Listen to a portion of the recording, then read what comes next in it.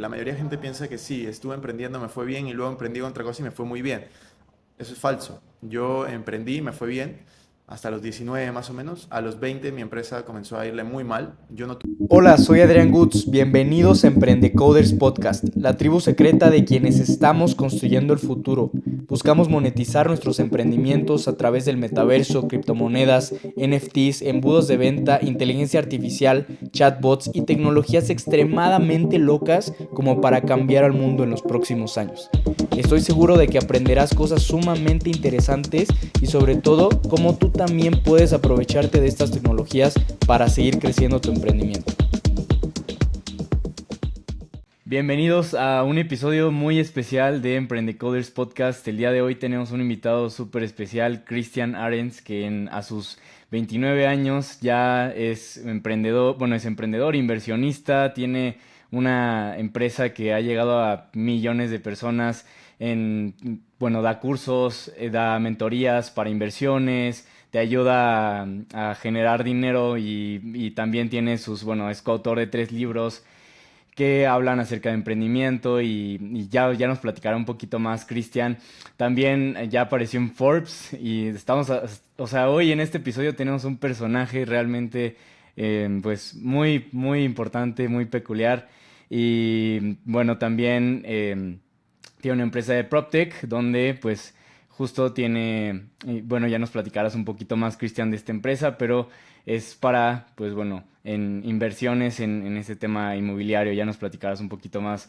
Cristian, bienvenido a Emprendecoders Podcast y platícanos qué es lo que haces, cuál es tu historia y cómo empezaste, cómo empezó todo esto.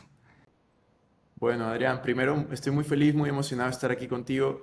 Muchas gracias por la invitación.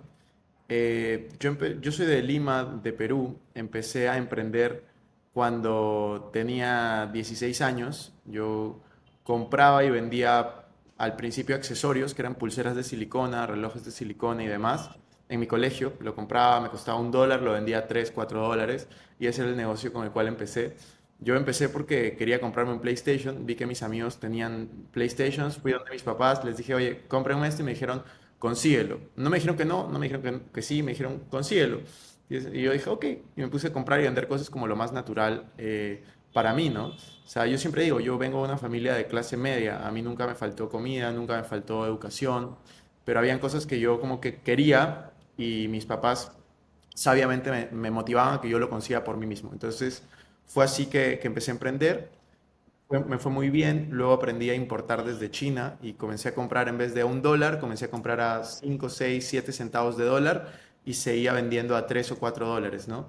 Entonces me fue muy bien, me compré el PlayStation Importabas a los 18. de, importabas de China y vendías en Perú. Sí, importaba de China, vendía en Perú y después de comprarme el Play ya me gustó emprender y dije, ok, me voy a poner una meta más grande y fue, me quiero comprar un carro, un coche, ¿no? Me quiero comprar un coche a los 18 y así fue, a los 18 años me compré mi primer carro, que era el carro que yo quería y me quedaban más ahorros, ¿no? Y yo estaba enfocado en seguir emprendiendo, ya había entrado a la universidad en ese momento. eh, y fue a los 19 un momento que marca mi vida, porque voy a una conferencia con Warren Buffett en Estados Unidos, en Omaha, y ahí fue que entendí la importancia de la inversión. Entendí la frase de, si tú no aprendes a hacer que tu dinero trabaje por ti, tú vas a terminar trabajando siempre por dinero. Entonces, cuando entendí esta frase, realmente cambió mi mentalidad, porque yo estaba emprendiendo porque pensaba que era un camino hacia la libertad, cuando en realidad me di cuenta que la única forma de conseguir la libertad era a través de la inversión, para poder tener no solamente dinero, sino tiempo para disfrutar de esto que estaba construyendo, ¿no? ¿Y cómo fue que llegaste a a esa lección? ¿Qué es lo que dijo Warren Buffett y qué es lo que más te llamó la atención en esa conferencia? La realidad es que no me acuerdo qué dijo. No tengo idea qué palabras usó. Yo estaba atento, obviamente, pero no me acuerdo. Eso fue hace casi 10 años. Lo que me acuerdo es que yo me llevé esa idea de si tú no aprendes a hacer que el dinero trabaje por ti, tú siempre vas a terminar trabajando por dinero. Y lo que más me impactó, aparte de esa frase y de esa idea que me llevé, fue la humildad de Warren Buffett. O sea, Warren Buffett me pareció súper humilde, me pareció que era el abuelito, que podía ser el abuelito de cualquiera de nosotros. Yo tenía una idea errónea de los millonarios en ese momento, porque yo tenía 19, decía, el millonario es el que tiene el mejor carro, la mejor casa, y Warren Buffett tenía el mismo carro hace 20 años, la misma casa hace 40. Entonces, la verdad es que simbolizó algo muy importante en mí, ¿no? Y fue como, yo quiero ser como él cuando sea viejito, ¿no? Sí. Y eso fue, o sea, tú a los 18 años seguías todavía haciendo dropshipping, o sea, comprando de China vendiendo en México, ¿o qué era lo que ya estabas haciendo en ese momento para antes de llegar a esta conferencia de Warren Buffett? Yo seguía en el mismo negocio. Yo seguía en el mismo negocio de comprar y vender. Más que dropshipping, yo lo diría como un e-commerce, un pequeño e-commerce. Yo lo vendía a través de redes sociales. Hace 10 años la que tenía más alcance era Facebook y utilizaba Facebook para vender mis productos. Lo vendía también al por mayor, me volví distribuidor nacional, comencé a tener distribuidores en todo el país, tenía buenas ventas. La verdad es que mi empresa estaba yendo muy bien en ese momento y eso me permitía tener ahorros, ¿no? Tener ahorros y poder tener esos excedentes que me permitieron empezar a invertir. Ok, ¿y qué fue lo que cambió después de esta conferencia, después de esta gran lección que te da Warren Buffett? ¿Qué es lo principal que empezó a cambiar en tus negocios? O las principales Bueno, acciones que empezaste a tomar. sí, lo principal que comenzó a cambiar en mi negocio fue la mentalidad, en el sentido de, mi negocio seguía igual, pero lo que hacía era los excedentes de mi negocio los comenzaba a invertir, comenzaba a pensar cómo invertirlo en vez de solo ahorrarlo. Ok, y porque ahí justo hay muchas personas que piensan que necesitan una gran cantidad de dinero para empezar a invertir, ¿no? Y tienen pues se hacen sus telarañas mentales y no saben realmente con cuánto deben de iniciar. O a veces ven muy poquitas ganancias que van a tener si invierten, yo qué sé, $100, $200. Entonces, ¿tú qué le recomendarías a una persona que está empezando en el tema de o sea, en el tema de las inversiones? ¿Qué le recomendarías? ¿Cuál sería tus principales tres recomendaciones, por ejemplo? O sea, mi principal recomendación es que lo mantengan simple, ¿no? Las inversiones, yo sé que muchas personas piensan que es un mundo aparte, algo muy difícil, que necesitas mucho dinero, pero eso es falso. Puedes comenzar a invertir con $100. El tema es que obviamente los resultados no van a ser tan grandes, pero lo importante no es solamente los resultados de esa inversión, sino es los resultados en ti, cómo va cambiando tu mentalidad, cómo vas mejorando las habilidades que tú tienes como inversionista. Entonces, para mí es, si tienes $100, empieza a invertir. Si no tienes $100, pues empieza con lo que tengas, pero empieza ya. Lo importante es que empieces a invertir joven para que puedas aprovechar el interés compuesto, para que sepas cómo funciona el sistema. El problema es que buscamos muchas veces como estos shortcuts, ¿no? Estos atajos del atajo, y todos queremos ser millonarios, pero nadie está dispuesto a esperar 10, 15, 20 años. Todos quieren ser millonarios de la noche a la mañana, con el siguiente emprendimiento que hagas, que resulte súper rápido. La vida no funciona así. O sea, tienes que ser paciente, tienes que esperar, tienes que trabajar, y si tomas buenas decisiones a través del tiempo, pues vas a ver resultados. ¿Y cuáles son las principales cosas en las que tú inviertes, por ejemplo? La mayoría de mi patrimonio está invertido en inmuebles. Tengo como un 50% de mi patrimonio en inmuebles. Otro 35% probablemente está en bolsa de valores. Y el otro 15% está dividido entre, bueno, criptomonedas tengo 2% ahí y lo demás está en negocios y startups. Ah, súper bien.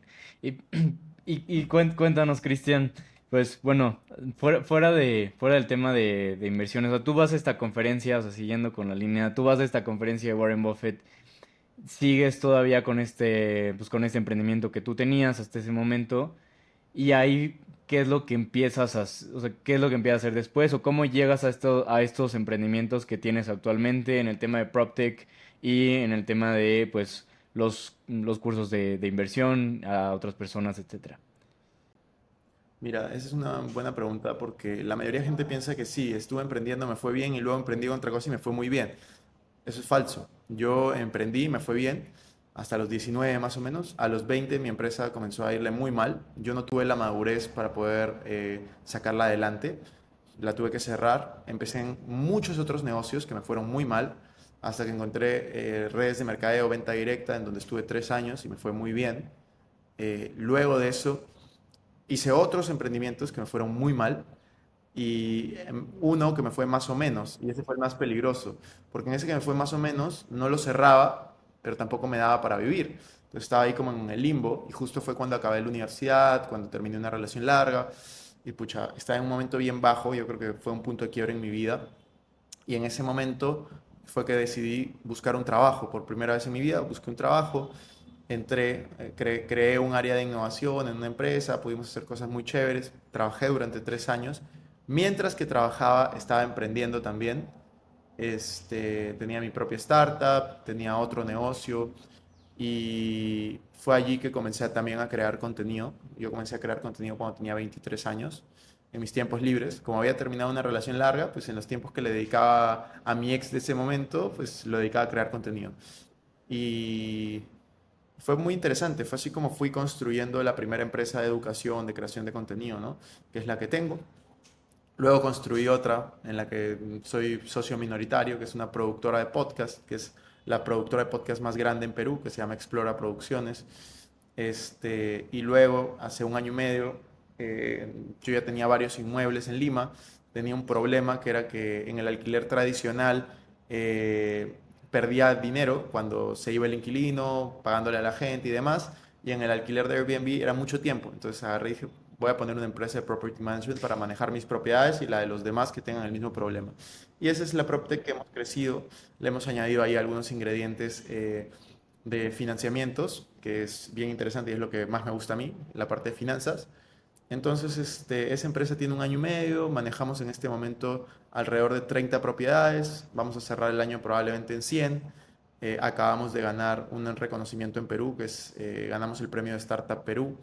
Entonces, va muy bien. La verdad es que son mis dos empresas principales, la educación y creación de contenido y Icon House, que es la PropTech, y porque en la productora de podcast soy, como decía, socio minoritario, ¿no? Oye, Cristian, ¿y qué fue? Porque bueno, comentas que tuviste varios intentos de negocios después de este que habías hecho, pues cuando todavía estabas súper joven, que todavía lo estás, ¿no? Pero cuando estabas todavía casi casi un niño. ¿Y qué fue ahí lo que, o sea, en estos negocios que fallaste después de ese primero, ¿qué, qué crees que hacía que fallaras ahí? ¿Cuál era la principal cosa por la que crees que no funcionaban estos negocios que tú estabas intentando hacer? El principal problema era yo, ¿no? Yo era inmaduro, no tenía experiencia, no tenía los recursos. Los negocios fallaron porque yo fallé. Entonces, si yo hubiera sido mejor, pues les hubieran ido mejor. Pero para ser mejor hay que intentar. Entonces, intentar y aprender, ¿no? Entonces, eso fue lo que hice. Intenté, aprendí, hasta que eventualmente me fue mejor. Y yo creo que así funciona la vida. O sea, como que tienes que probar, probar, probar, aprender y seguir adelante. O sea, ese es para mí la clave de cualquier cosa que quieras lograr en la vida. Y de ahí llegas a, o sea, digamos después de estos negocios que no te habían funcionado, llegas a redes de en el de redes de mercadeo que eventualmente, bueno, ese cómo funcionaba y qué crees que fue lo que cambió ahí que no tenías antes en los negocios anteriores. Creo que lo que cambió fue que comencé a educarme, me enseñaron la importancia de la autoeducación, me apasionaba lo que hacía, me gustaba ayudar a personas y creo que me cambió totalmente la mente. Ahí comencé a ir a conferencias, ahí comencé a leer mucho más, ahí comencé a hablar de liderazgo, a dar conferencias, a aprender a vender bien. Eh, me cambió para bien. Creo que es una muy buena escuela de negocios. Sí, porque, bueno, creo que a mí me ha pasado algo similar, que antes yo lo que hacía era como, bueno, quiero sacar adelante una startup o mi negocio, pues voy a ejecutar, ejecutar, ejecutar, ejecutar, sin pararme a, pues, a pensar y, bueno, aprender, ¿no? Aprender y dedicarle más tiempo a aprender que a ejecutar. Y cuando empecé a dedicarle más tiempo a aprender que ejecutar, creo que eventualmente las cosas fueron cambiando y avanzando, avanzando más en mi startup. ¿Y qué fueron esas cosas que tú fuiste aprendiendo y que crees que a ti te han ayudado más a tener éxito el día de hoy? ¿Qué cosas o qué libros son los que más te han ayudado para llegar a donde tú estás hoy? Bueno, lo que más me ha ayudado es la constancia, saber la importancia de ser constante, que no se cosecha el mismo día y muchas veces no se cosecha el mismo año que se siembra. Hay que ser constante y ser paciente. La creatividad, porque es importante ver cómo te diferencias de los demás. Y después, yo creo que lo más importante, tener tus metas claras, saber qué quieres lograr, quién quieres ser y hacia dónde estás yendo. Cuando tú tienes claridad sobre tus metas, pero claridad absoluta, es más fácil que puedas guiar a tu equipo, que puedas guiar a las personas que te rodean hacia ese mismo objetivo. ¿Y cuál fue, por ejemplo, bueno, creo que sí en temas de metas, cuáles eran las tuyas cuando empezaste con, pues bueno, con estas dos empresas? ¿O cuáles son las tuyas, no? En este caso. Mira, cuando yo tenía 16 años, mi meta era comprarme un PlayStation. Cuando yo tenía 18, mi meta era comprar un carro.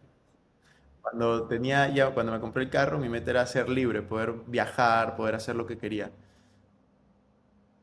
A los 24, 25, 26 años logré todas las metas grandes así que tenía personales y sentí un vacío grande y fue ahí donde escribí el libro de El valor del fracaso.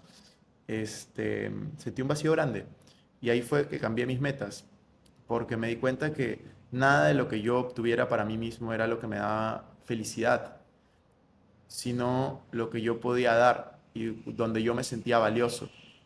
Entonces, donde yo me sentía valioso y donde yo me siento valioso es ayudando a más personas. Entonces, mi meta hoy en día, a los 29 años, es yo quiero cambiar el mundo a través de la educación de valor.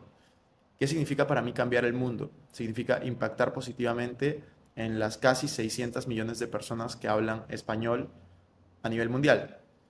¿Qué significa educación de valor? Significa educación financiera, significa crecimiento personal, temas que te ayuden a empoderarte y a tener más herramientas en tu vida para poder construir una vida con propósito y con sentido. Eso es lo que yo busco hacerlo. ¿Cómo lo hago? A través de podcasts, a través de conferencias, a través de libros, a través de videos, a través de todas las redes sociales, a través de medios de comunicación tradicional. La realidad es que yo intento estar donde esté la gente. Quiero llegar a los 600 millones de personas que hablan español a nivel mundial y dar un buen mensaje, ¿no? Y estas personas que tú intentas ayudar, ¿cuál crees que sea el principal, o bueno, el principal problema que ellos tienen o impedimento para que puedan crecer en sus, pues bueno, crecer en sus negocios, crecer financieramente? El principal problema es la mentalidad, el paradigma que cada persona tiene. Todos tenemos límites mentales, ¿no? Todos vivimos en una cárcel imaginaria que es nuestra mente. Entonces, en la medida que nosotros seamos capaces de poder cambiar la forma como pensamos, vamos a cambiar la forma como actuamos. Y si cambiamos la forma como actuamos, pues van a cambiar nuestros resultados. Entonces, así es como se cambia la vida, cambiando tu pensamiento. Oye, Cristian, y bueno, veo que, o sea, bueno, para ti es muy importante la mentalidad y bueno, creo que para muchos emprendedores. Pero ¿cuál fue ese punto, el punto más bajo en el que hayas estado, el principal problema que que te haya hecho darte cuenta de la importancia de la mentalidad? Yo creo que he tenido muchas situaciones difíciles en mi vida, de muchos retos, todavía las tengo, cada una a su manera, pero yo creo que todos son retos que te permiten salir mejor. Yo creo que hay una decisión, creo que esta frase la decía Albert Einstein, que es, en la vida una de las decisiones más importantes que debemos tomar es decidir si es que vivimos en un universo perverso o si es que vivimos en un universo amigable. Yo ya hace algún tiempo he decidido que vivimos en un universo amigable y que no importa qué suceda en mi vida, todo va a suceder para algo. y todo va a ser un regalo. Así que hay situaciones obviamente difíciles, la vida te va a poner de rodillas, pero lo importante es ver hacia dónde te lleva y qué está construyendo en ti esa situación. Qué interesante frase, no la había escuchado anteriormente, pero mucha razón en ella. Creo que muchas personas viven como pensando, ¿por qué a mí, no? ¿Por qué a mí me pasa esto? ¿Por qué? Sobre todo en temas de emprendimiento, ¿no? Yo lo veo como, ¿por qué no está funcionando mi emprendimiento? ¿Por qué no tengo dinero suficiente para invertir en esto y que esto funcione? ¿Por qué tal cosas, no? Y, y creo que si cambias esa mentalidad y ves las cosas desde un punto positivo, claro que vas a cambiar tus resultados, claro que vas a cambiar igual las personas que están trabajando en tu equipo, vas a impactar más a tus clientes y creo que tiene mucho que ver todo esto que comentas. Oye, Cristian, ¿cómo fue tu camino? O sea, bueno, veo que tú estás invirtiendo más en el tema de PropTech, ayudando a personas también ayudando a personas también a llegar a la libertad financiera. Em, ¿Cuáles han, bueno, cómo fue cuáles son las primeras principales recomendaciones que tú les das a estas personas, aparte del cambio de la mentalidad, para que pues, comiencen en este caso a crecer pues bueno, a llegar a la libertad financiera, ¿no? Creo que hay una gran, pues bueno, como dicen en inglés, ¿no? Como misconception o estas, pues bueno, falsas creencias de que pues tienes que apostarle algo riesgoso para poder llegar a tener, pues bueno, buenas utilidades. O hay personas también, sobre todo en Latinoamérica, ¿no? Que es, bueno, vamos a emprender un negocio y esperemos que este negocio al final sea lo que nos va a llegar a llevar a la libertad financiera, ¿no? Em, y, y al final, pues creo que es sobre todo bueno, por mi parte creo que es un conjunto de varias fuentes de ingreso que tienes que tener, pues desde tu negocio principal hasta tener ciertas inversiones, ¿no? Pero ¿qué es lo que tú recomiendas principalmente a las personas que quieren llegar a pues bueno, a esa libertad financiera? Bueno, la realidad es que para poder lograr la libertad financiera hay muchísimos caminos. Lo primero que tienes que hacer es definir qué es libertad financiera para ti. Para mí, libertad financiera significa poder vivir de tus inversiones. Entonces, para poder lograr eso, pues tienes que definir cuánto es tu gasto mensual, cuánto es lo que tú quieres recibir cada mes, y luego de cuánto es tu patrimonio y en qué puedes invertirlo. Puedes conseguir la libertad financiera tranquilamente solo invirtiendo en inmuebles, o lo puedes hacer solo invirtiendo en fondos indexados, o lo puedes hacer solo invirtiendo en lo que tú quieras. Pero la realidad es que, o sea, tú tienes que planificarlo y cada situación es particular, ¿no? O sea, no es como que todo va a ser estándar. Son situaciones particulares y al final hay que ver cómo construir esa libertad financiera de una manera que tú te sientas tranquilo, porque al final eso es lo más importante, que estés tranquilo con las inversiones y decisiones que has tomado. Súper.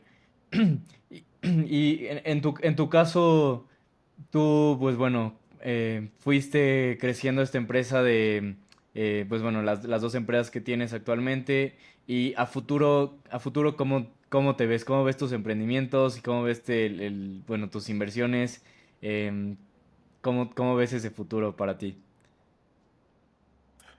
Yo lo que me veo es feliz, disfrutando de mis actividades, seguir haciendo lo que más me gusta, que es emprender, dar conferencias, escribir, pasar tiempo con las personas que quiero y seguir construyendo, ¿no? Seguir construyendo empresas, seguir con mi misión de cambiar el mundo a través de la educación de calidad, de valor.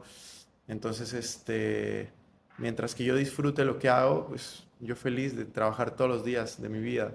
Eso es lo que yo quiero, eso es lo que yo he decidido, dar mi 100% para esa misión que tengo. Sí, no, hay, hay muchísimas personas que al final no, o sea, bueno, como que ven esta libertad financiera como, pues voy a llegar a este lugar y ya simplemente voy a sentarme en la playa y ver el mar y mientras me tomo mis drinks, ¿no? Pero creo que, pues, justo como tú lo dices, qué interesante, cada quien tiene su propia pues bueno, cada quien tiene su propia definición de libertad financiera. Para ti es este tema de estar haciendo lo que a ti te hace feliz y qué bueno. Pero sí, creo que la mayoría de las personas todavía no, o sea, solo saben que quieren llegar a la libertad financiera, pero no saben realmente cómo se ve eso para ellos, ¿no? No tienen esa definición clara de qué es para ellos, porque, pues bueno, si no la tienes, no puedes llegar a ella.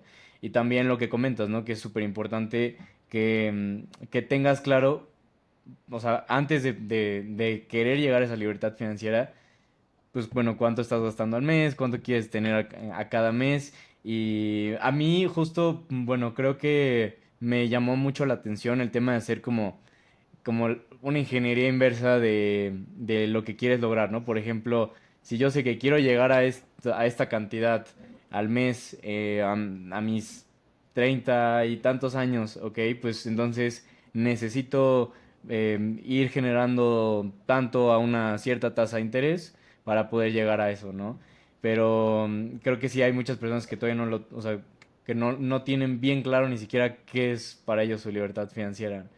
Y Cristian, pues tú actualmente, digamos, con tus dos empresas que tienes, bueno, con ellas seguiste el modelo, o sea, seguiste un modelo startup de levantar capital o cuéntanos cómo fue ese crecimiento con estas dos empresas que tienes y qué piensas acerca el modelo startup, ¿no? De ir creciendo, pues bueno, con inversionistas y ya sabes, angel investors y todo ese rollo, a irlo O creciendo el sea, modelo habitual. es interesante, ¿no? O sea, yo soy inversionista ángel porque me gusta, me llama la atención, quiero estar pendiente de todas las innovaciones que pueden haber, pero la realidad es que mis dos empresas han crecido de forma tradicional, es un modelo tradicional, no he levantado capital. Eh, Probablemente con la de Property Management sí termine levantando capital porque queremos abrir operación en otras ciudades, entonces para poder hacerlo, ya con los números que vamos a tener, va a ser necesario levantar capital, eh, pero todavía no lo decido si lo voy a hacer como deuda o como equity, porque la verdad es que me gusta mantener el control de mis negocios lo más posible, entonces no me gusta ceder mucho equity, pero vamos a ver.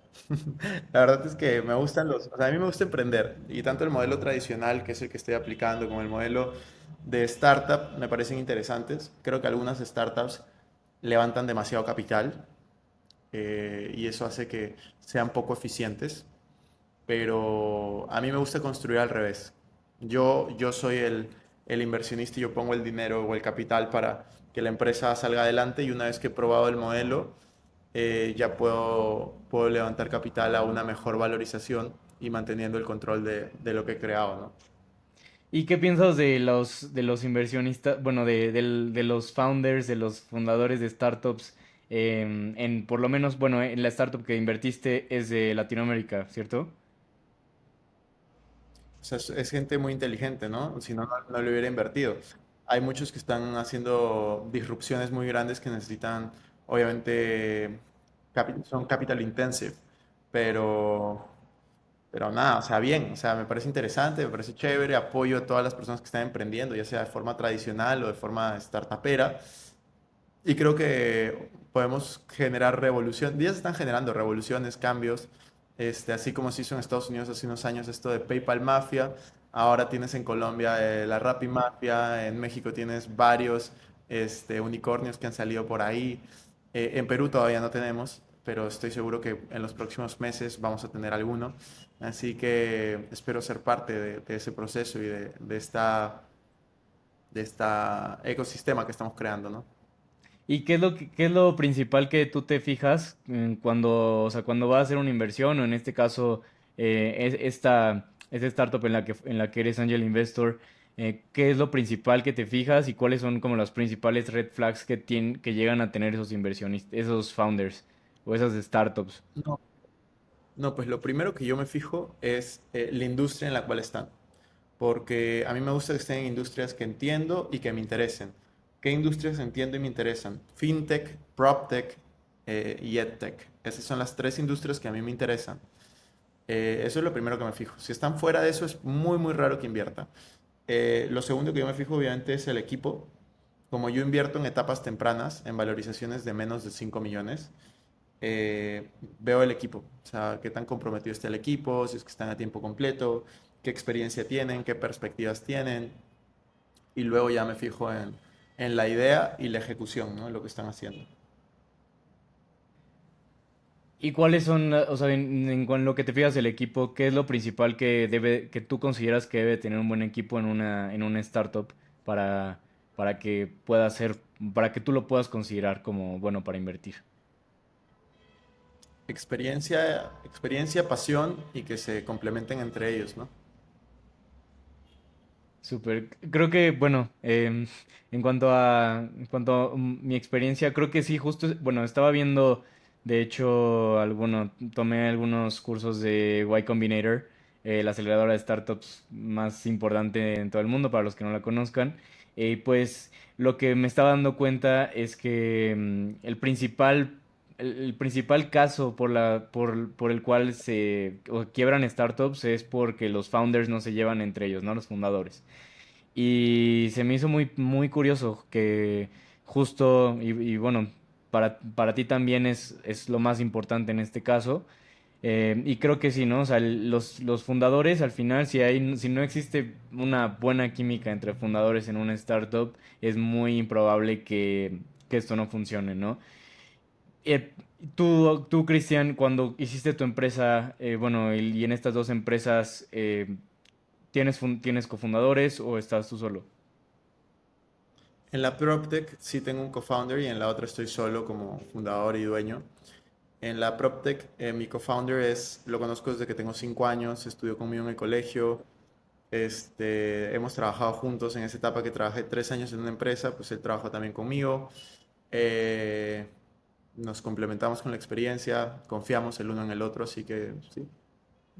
Sí, claro, o sea, ya existía esa buena química antes de empezar todo pues bueno, toda la empresa, Sí, ¿no? total. Sí, sí, porque, bueno, hay montones de casos que realmente solamente, o sea, que no existe esa química entre los fundadores y al final eso es lo que termina haciendo pues que ya no funcione, ¿no? La startup o la empresa en sí. Y, y a partir de eso, ¿qué es lo qué son otras cosas que tú llegas a considerar? O sea, digamos, si al team le das un check, ¿qué más llegas a considerar en una startup? La evaluación, por supuesto, que la evaluación sea inferior a 5 millones es para mí importante por la etapa en la que entro y la etapa en la que aspiro a salir, ¿no?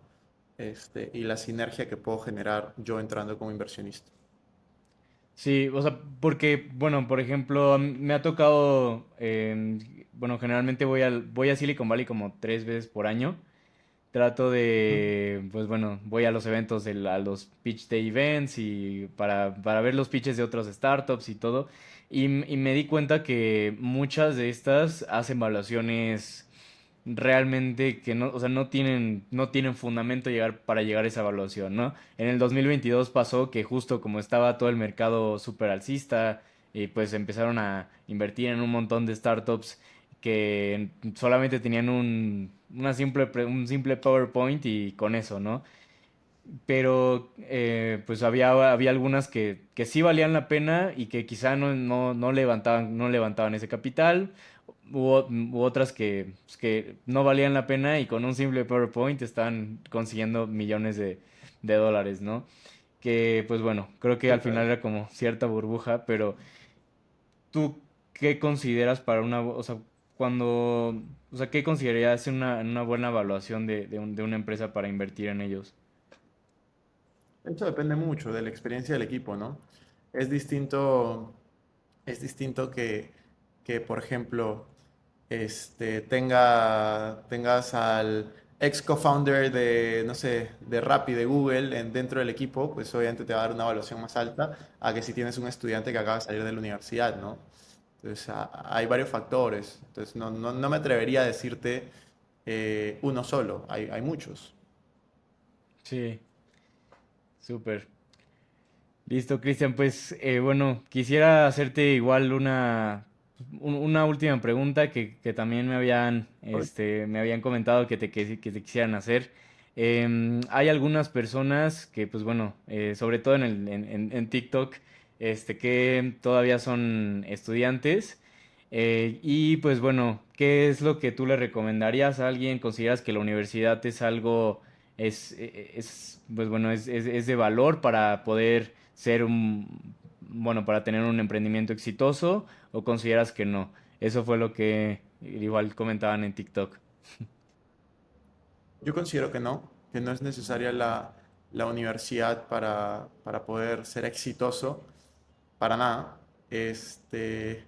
Pero sí creo que si tienes la posibilidad de ir a la universidad, deberías de aprovecharlo. Deberías de aprovecharlo, deberías de ir.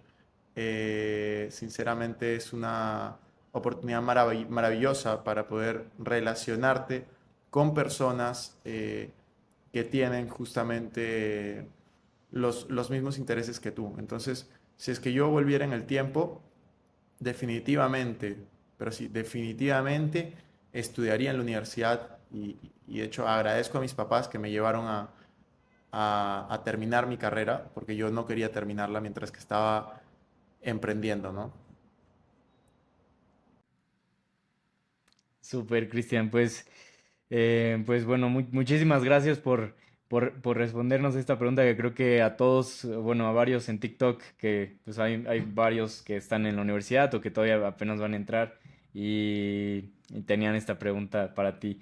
Listo, pues me gustaría cerrar ya, bueno, nada más con o sea, si tuvieras a tu yo de 16 años enfrente de ti, que pues bueno, todavía era un emprendedor, ¿no? O sea, apenas iba empezando con todo este camino del emprendimiento. ¿Cuál hubiera sido el consejo, el principal consejo que le hubieras dado, ¿no? A este emprendedor, a este Cristian de 16 años. Que disfrute su proceso, que todo llega en el tiempo adecuado. En ese momento yo me estresaba mucho por mi emprendimiento, por el futuro. Que disfrute más del proceso porque o sea, yo soy de las personas que cree que estamos viviendo la vida de nuestros sueños, en mayor o menor medida, pero estamos en nuestro mejor momento ahora. Hay que aprender a disfrutar, vivir en el presente, agradecer y ser felices con lo que nos toca, ¿no? Aparte, o sea, obviamente buscar más, pero ser felices con lo que tenemos hoy y vas a recibir más seguramente más adelante.